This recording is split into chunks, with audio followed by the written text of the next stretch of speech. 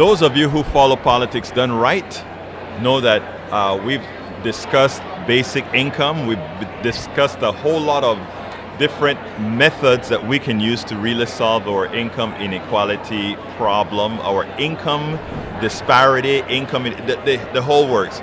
Well, today I have the honor to be with Conrad Shaw, who is the producer of Bootstraps. He's a UBI trial manager. UBI standing for Universal Basic Income. Conrad, how are you doing today? I'm doing well. It's nice to meet you. Look, tell me a little bit about, first of all, you're in a panel here, correct? Yeah, I just came from a screening of our docuseries.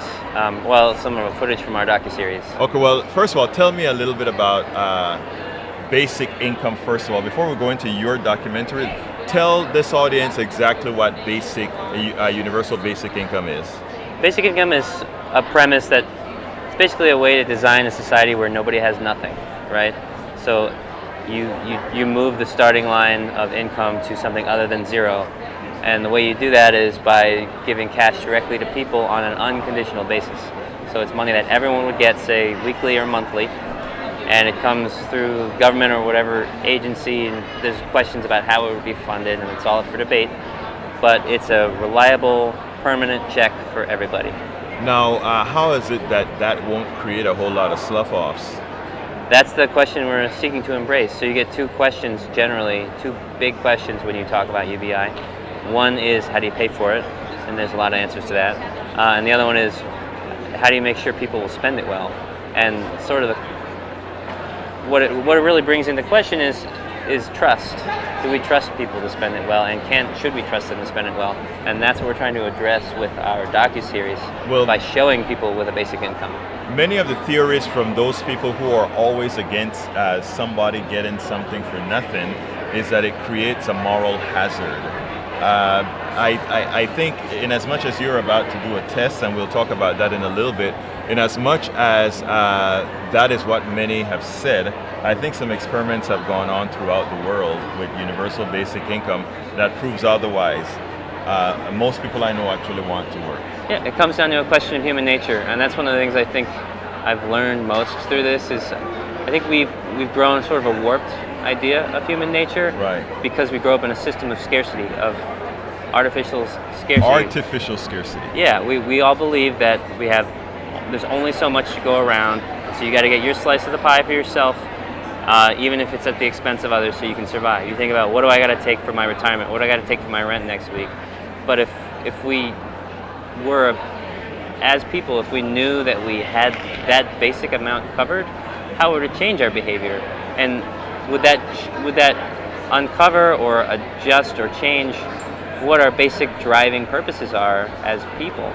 Well, the theory, I think, my theory is that it wouldn't. I mean, there are people who are slough-offs no matter what, and there are people who want to work no matter what. Okay, you have a project, and I think your project involves testing that in our particular countries, which I think is necessary. So tell us a little about it. Yeah, so the idea is not to describe why people should like basic income. It's to explore if people think they should like basic income by showing it in practice. So there are trials going on of basic income around the world, but they're all designed to be scientifically rigorous statistical trials.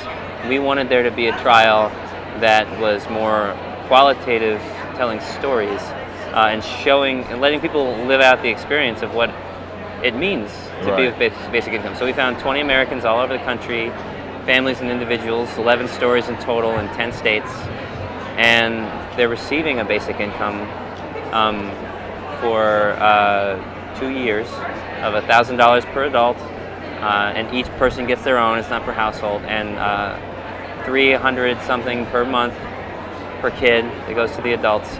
So like a family of four is getting $2,700 a month, and an individual is getting, $1,000, and there's no strings attached. How many families are we talking about? 11. 11 families. Some of them are just individuals, but households, 11 households. And yeah, they're getting it, no strings attached. How much is that costing you per month? We actually do it on a weekly basis. And we send out about, we do it through a partner. Netroots is our fiscal sponsor, and they're running the trial. But we send out about 4,100 a week. Total. Yeah. Okay, and wow. So the next question becomes, who's funding that? We first started with a GoFundMe sort of thing. Right. We got enough to start 2 people, and then we staggered people in, and we, asked 1 million foundations and wealthy donors, and eventually we found a couple radical enough to support us. Our EP, one of our supporters is named Lawrence Benison from New York, and our other ones are working anonymously, as it's a foundation working with Tides Foundation. And Tides Foundation is sort of, so our funder is the Tides Foundation through one of their donor advised sure, funds. one of their big donors, yeah. Yeah. Okay, now, so tell us a little bit about the project. You told me about giving the monies to these groups. I think you're filming it as well, doing some art. Yeah, that's the whole point. We're filming very verite, fly on the wall style. So we're going to capture what goes well, what doesn't, what they do, how it changes their lives, and simply share those stories with the people. How long has it been going on right now? The first people started about a year and 9 months ago, so they're coming near to the end of their trial, and some people are a little over a year. So we have the first year. What kind of results in the can? I don't want to give away too many spoilers, but I obviously came in optimistic as someone who believes in UBI. Were you disappointed? But shit happens, right? Shit happens in life. But were you disappointed in the aggregate? In the aggregate, no. Not even in individual cases. The thing that I'm finding in general, and I'm still leaving it open to see what happens, but a little bit of power and agency radically changes people's lives. Well, I mean, I think Innes showed that in Washington, D.C. when he started giving ownership to people and apartments, etc. So, I mean, that does the things have value. people do with the money are incredible, and things we could not predict.